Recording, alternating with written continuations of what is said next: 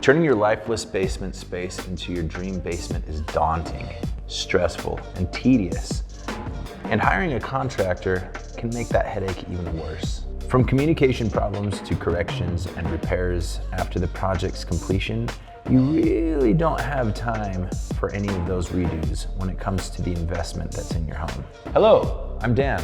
I am the owner of Pan Homes, and it looks like you're getting ready to finish your basement, so I've got a couple of tips for you. Tip number one, do not go with the most expensive or cheapest contractor. Of course, nobody wants to spend more money than they have to. When going with a cheaper contractor, you are going to get cheaper material and you're going to get cheaper labor. You're going to end up spending a lot more money in the long run. So let's talk about the most expensive contractor.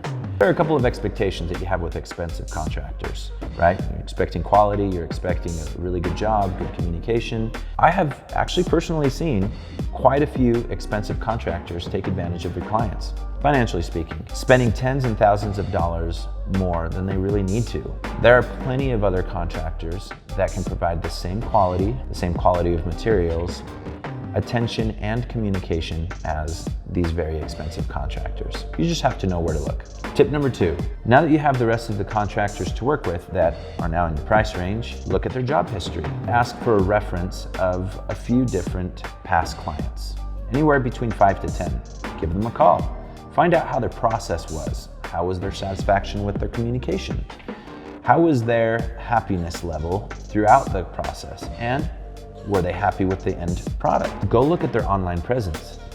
There are going to be a few contractors that will post just very few photos. Look for the contractors that have a lot of photos of job history, past jobs that they have done, because remember, contractors and businesses will always post their best pictures and their best material and products instead of their worst. So the more amount of photos and videos that you can find, the more assured that you can be that they know what they're doing. This quick tip video is meant to just help you find the right contractor for yourself that won't break the bank or give you a really bad product. If you follow these tips, you can find the right contractor that has good quality of work, a contractor that knows how to stick to their deadlines, and a contractor that knows how to communicate effectively and be responsible with their project. Good luck on your journey.